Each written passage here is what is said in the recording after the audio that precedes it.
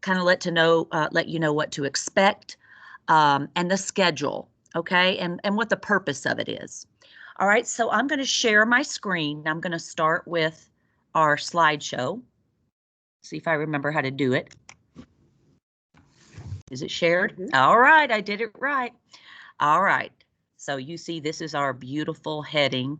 Thank you, Miss McGovern for getting this slideshow together. It's great. All right. There we go.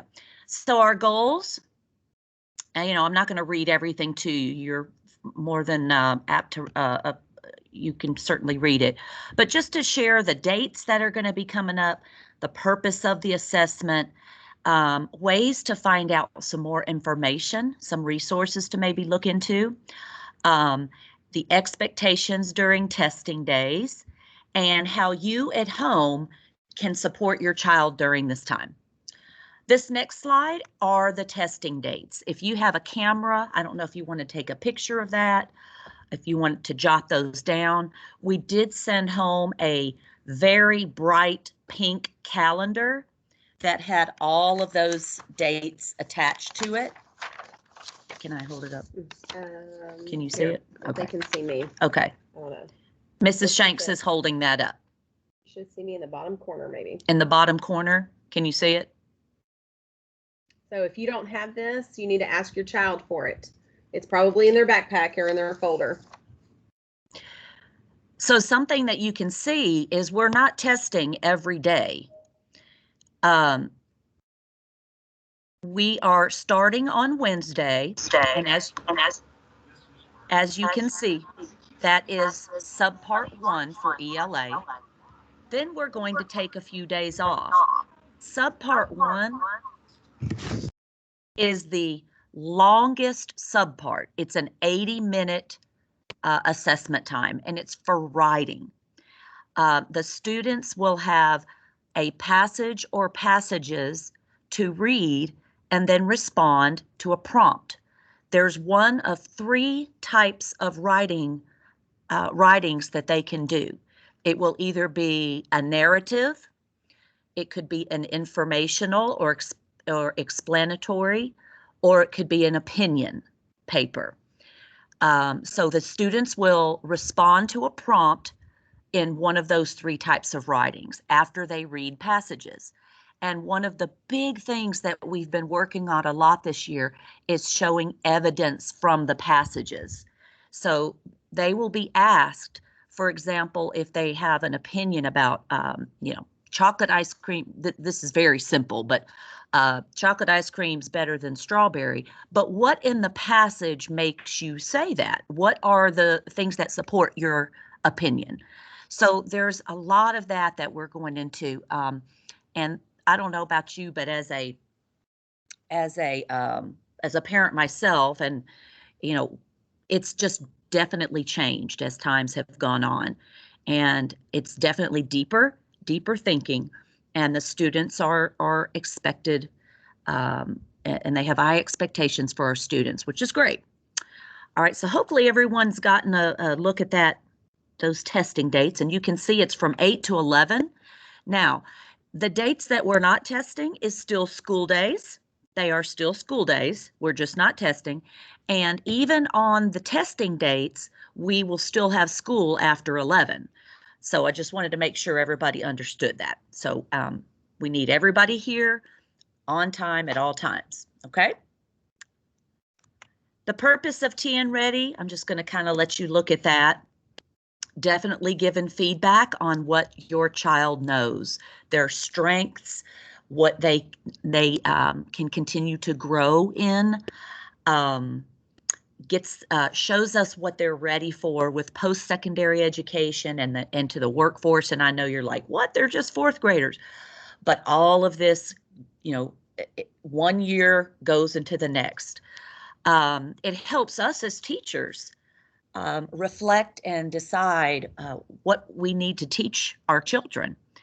So your 4th grade teachers next year, 3rd graders, and 4th graders, your 5th grade teachers, will look at these results, and they'll be able to see what your strengths are and what you need to work on, and that will help your teacher. It helps all of our districts be held accountable, and it highlights those schools that are doing well. And it's not a competition, it's we're all here for the students. So if there's another school doing very well, we want to know what they're doing. And so we might need to, collaborate with them and try to find out some ways that we can improve. The test results will be coming, I believe it's in the fall. Someone correct me if I'm wrong. I think I read that they'll be mailed in the fall. Is that correct? Anyone? Okay. And they'll look like somewhat like this. It will show there's 4 different levels that your child can score. There'll be a below grade level, a, what is that? Is that basic? I can't see it. I can't remember now. Oh, approaching. There's an on track, and there's an advanced. If you can see my cursor, can you see that moving up there? Mm-hmm. Okay, so this is the basic. That would be, of course, that's something that your child's teacher will want to know. These are things that your child needs to, need some growth in. Approaching means they're getting pretty close, obviously. On track, they're doing well. They just need to continue. And of course, advanced means they're exceeding the standards there. Okay. Miss McGovern, do you want to talk about this one real quick? I'm not going. On April 14th, Ms. Christian sent an email that contained this document, and there are hyperlinks. So you can press Control and then press on the blue link, and you'll be taken to some TN Ready parent resources. There are also practice assessments for our students in ELA, math, and science. So you might want to check that out. I also put it in the chat. I attached the document in the chat, and throughout the session right now, I'll add some of these links in the chat. So please keep checking that. Okay, thank you. Mm-hmm. All right, let's move on. So as far as ELA goes, what are the things that will be assessed? And you can see the bullet points here. These are and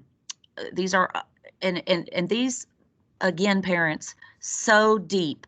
It's not the simple who's the main character and what's the setting anymore. When that first bullet point says read a grade level text closely, it's because what we mean by closely is not close to your face. I tried to make a joke. It was funny. To read it closely means really digging deep, looking at evidence, looking at author's purpose in their writing. What's the purpose of this? What we're supposed to get, themes of the writing. We're going to analyze that text. We've been doing this all year, really digging deep into text, answering those questions that are text dependent. And that's something that we've been working on a lot lately is make sure when you're answering questions, you're referring back to the text, because a lot of times students might know something about the content, but it's according to the text. They have to answer a question according to the text. So we're going back to that text for those questions. The written response to the prompt, again, that's Wednesday, and that's going to be what we'll do on Wednesday. And then to demonstrate a command of the English language with capitals and ending marks and punctuation and some basic 4th grade, 3rd grade spelling, things like that. So that's what we work a lot on as well, is editing, revising. Miss McNeil, are you wanting to add anything there? No, ma'am. Everything you've said, I agree with that, and we've been on that same path. Okay, great. Here's some examples of some passages that a child might see on TCAP. So you can see there'll be different genres, a nonfiction and a fiction. It's possible that they might have to read 2 passages and answer questions about both. Okay. Where? Yes. Okay, click on that. Click on from current slide. From current slide. Oh, is it bigger? Sorry about that. Yep, Yeah, I there we see go. it. I'm sorry. Okay, thank you, Miss Shanks. But again, that is, those are just some examples of some text that your child might be seeing. Do I just click? Yep, you can click on it. Okay. Yeah. All right, for ELA, here's some examples of some questions that your child might see. You can see on the left, number 19 is a diagram. So it's not just question and answers, not just filling in the blank all the time. They have to find answers to diagrams. On number 21, we see a lot of this, 21 and 22, where there's a part A and a part B. Part A asks a question, for example, on 21, the best summary of the story. Then they have to go down to part B and find sentences that support their answer to part A. So as you can see, parents, this is pretty deep. And another thing is when it says two sentences, we're really trying to show the students, make sure you're reading those questions, circle those words, two, or select all that apply, things like that. So as you can see in number 22, it's asking about a main character between paragraph 4 and paragraph 10 in the story. So again, text-dependent questions. So they're going to have to go back to that text for those. Miss McNeil, anything on that? No, ma'am. You said it beautifully. Well, thank you.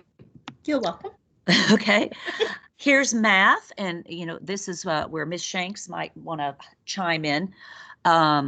So math, you can see the main topics for math: the number sense, fluency, of course, or knowing those facts. Problem solving is going to be big, and just understanding of general grade level standards. So on that, fractions. So make sure for fourth grade, Miss McNeil can speak up for third, but the fluency is not only knowing your multiplication, it's also knowing your addition and your subtraction and being able to do things like that quickly. Your problem solving is going to be word problems, reading a word problem and understanding what it's asking you to do.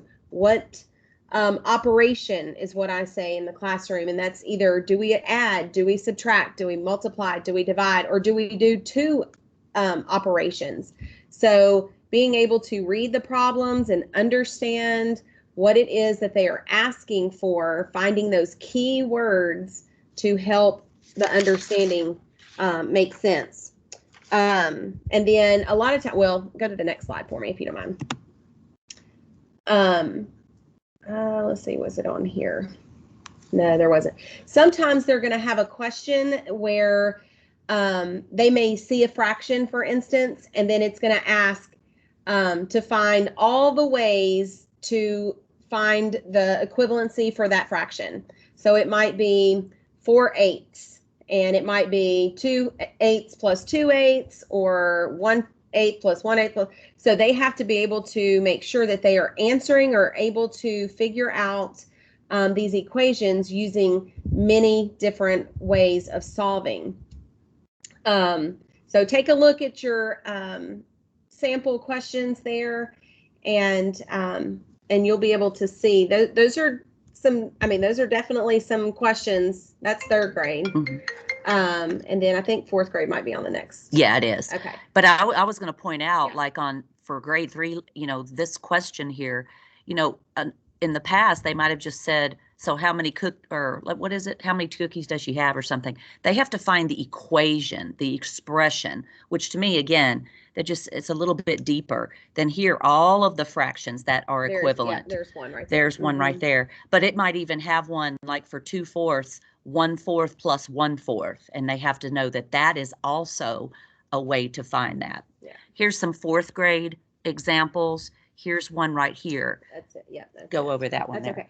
okay. So there is a multiplication equation, and in fourth grade, I'm not sure about third grade, but in fourth grade, they might see the answer first, and then the equation or the expression comes after. That confused a lot of them at the beginning. Okay. But this is something, that question right there is something that we did cover virtually. at the beginning of the school year. So, so we'll be covering, it'll cover everything that we did virtually and in school. They really, really have to think.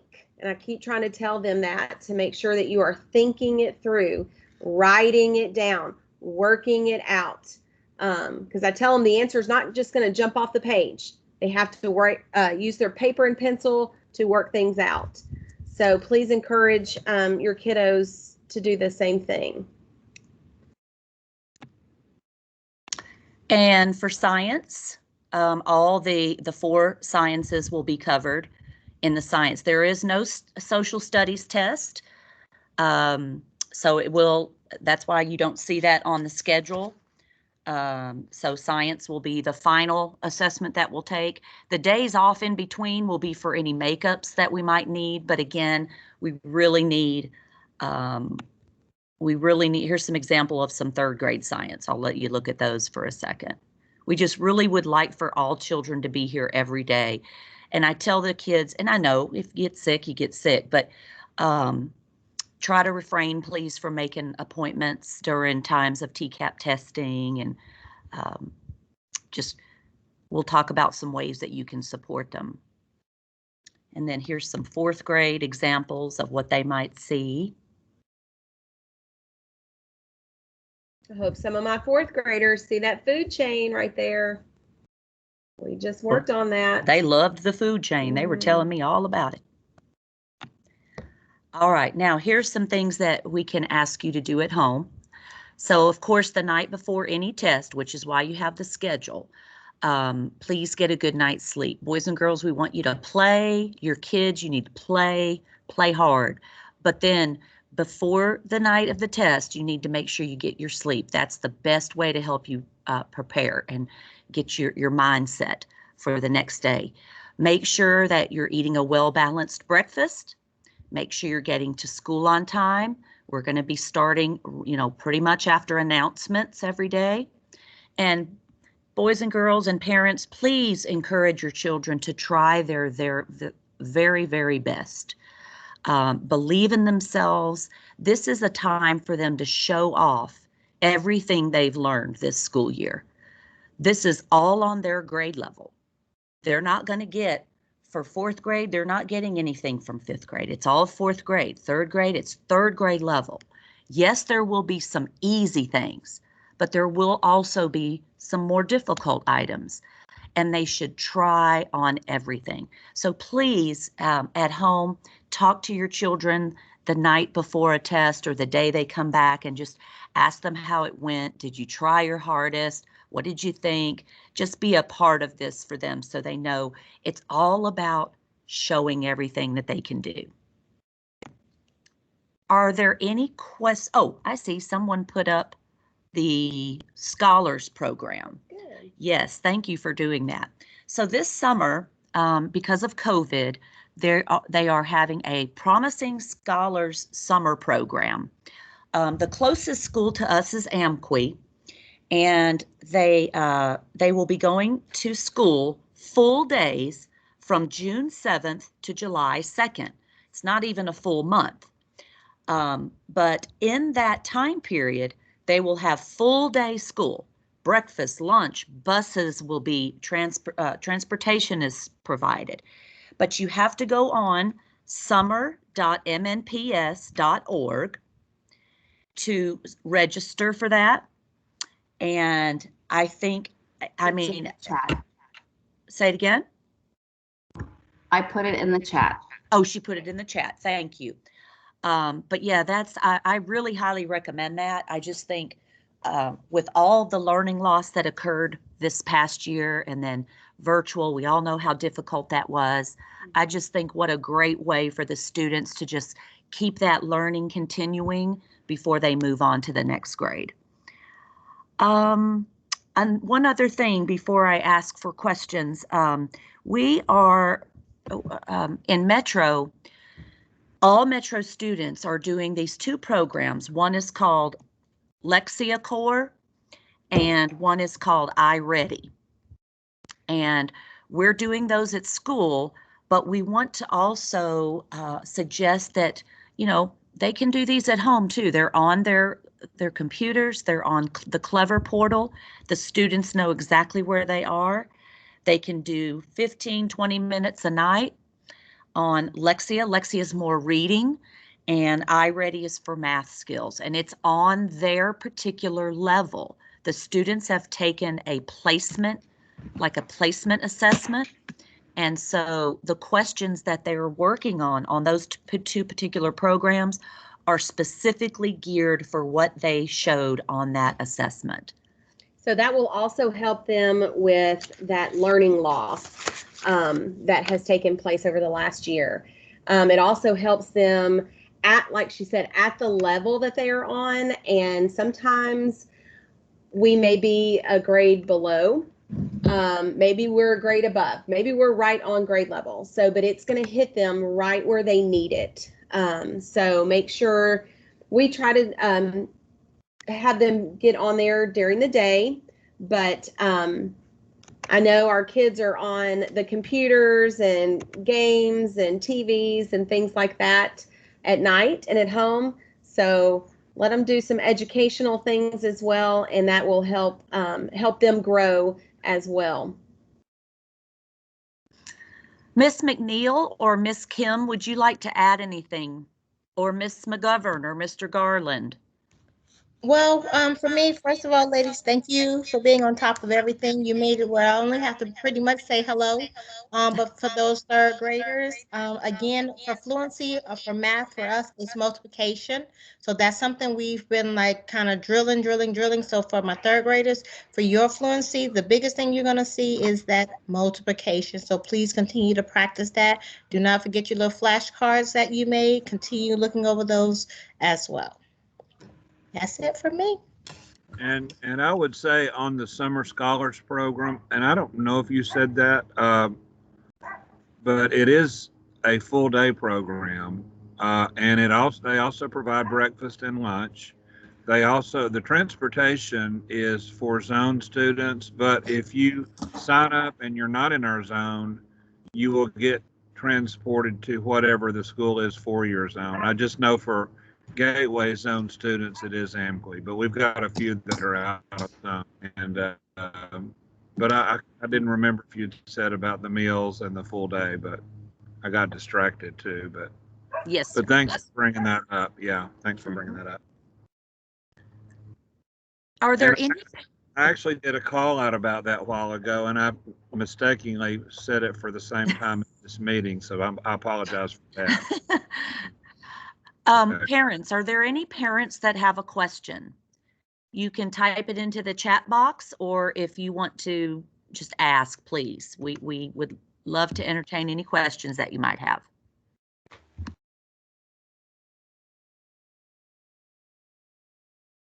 Not everybody at once. Ask now. Of course, you can always text us at any time. And we have the Remind. I think, does third grade use Remind as well? No, my Remind has shut down, but all my parents have my cell phone. Great. And they have no problems with texting me. So continue that. If you need me, go ahead and text me. Sounds great. I put a lot of the links for practice assessments in the chat, so be sure to click on those links and your students can take those assessments right after this. Okay. Right after this? Or anytime. Third graders, can I say one thing?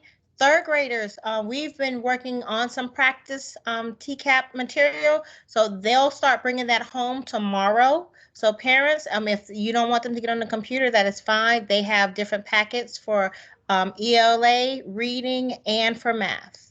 So those are coming home with them tomorrow. Yes, we've been doing doing those as well. Kunai's dad, were you wanting to say something? Were you talking? Okay, wait, unmute, Kunai.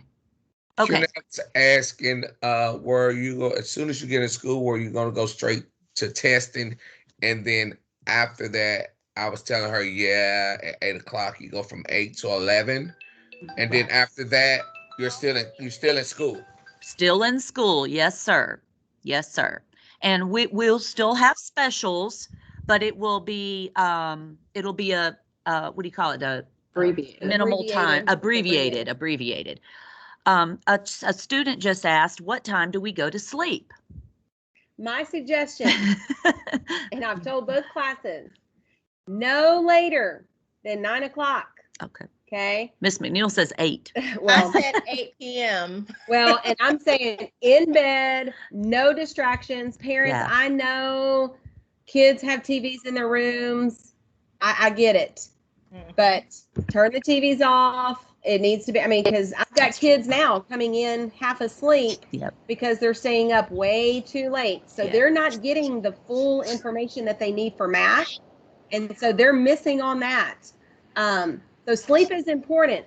If you want to grow big and strong and tall, you got to sleep. That's when your body likes to grow. Yeah. I've got a kid falling asleep right now. It wasn't me. But I would say, Miss McNeil says 8. I say no later than 9. So somewhere in between there, but no TVs, no computers, no iPhones, no anything after 9 o'clock. That way their minds are resting and they will be ready. Another thing I wanted to mention is they can eat breakfast at home. Mhm. They can eat breakfast at school. Okay, but you have to get them here on time. Doors open at 7:45, so they have to be here at 7:45 to be able to come in and get breakfast. If you get here at 8 o'clock and they didn't get breakfast at home, they're going to miss breakfast here, and so they're not going to be ready to test. So make sure that they are eating. And somebody asked today, can I eat breakfast at home and at school? Absolutely. Yeah. And we have another. What's that? It says, do not leave the questions blank if running out of time. Oh. Yes. Right. Don't leave them blank. Oh, don't leave them blank. Yeah, I don't know. Okay, I'm not sure what she means by that. Like how sometimes, like when they start running out of time, you have some kids that just give up. Then you have others, like what she's saying, just don't leave it blank. In other words, keep working until you're told time is up. Gotcha. Okay. Yeah, I don't know if we even mentioned that, parents, but this is a timed test. It's not like the MAP test that we take on the computer where they have all the time they need. Each section is timed. So it's just something, again, we've been practicing in class, but they'll do great as long as they're trying their hardest and they're prepared and they're feeling positive, and you just continue to encourage them, parents, and I know you will. I'm sure they'll do great. I'm excited for them. Are there any questions or concerns?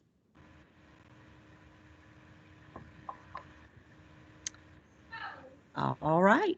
Well, I guess that will do. No questions. All right, everybody. Well, thank you so much for being here. We appreciate it. And we'll see everybody tomorrow morning. All right. Thanks. Bye, everybody. Bye-bye. Bye. Bye. Have a good day. You too. Bye. Bye, Johnny. Bye. Bye. See you tomorrow. Bye, Katie. Bye. Good night, you all. Bye. Good night. night. Thank you. Gerardo, wake up. Get that homework done, babe. Gerardo. Thank you, Miss Wilson. All right. Thank you, Miss McGovern, for getting all that together. Yes. You're And welcome. Miss Perry, thank you. Yes, thank you, Miss Perry. Thank you. Thank you. All right. I don't You know got how many we attendance? have. Somebody took attendance. I couldn't do it. I got it. She got it, I think. Yeah. I got you taken care of. Screenshots. That was beautiful. Thank you. All right. Talking. See y'all tomorrow. Bye. Bye. There's all my kids.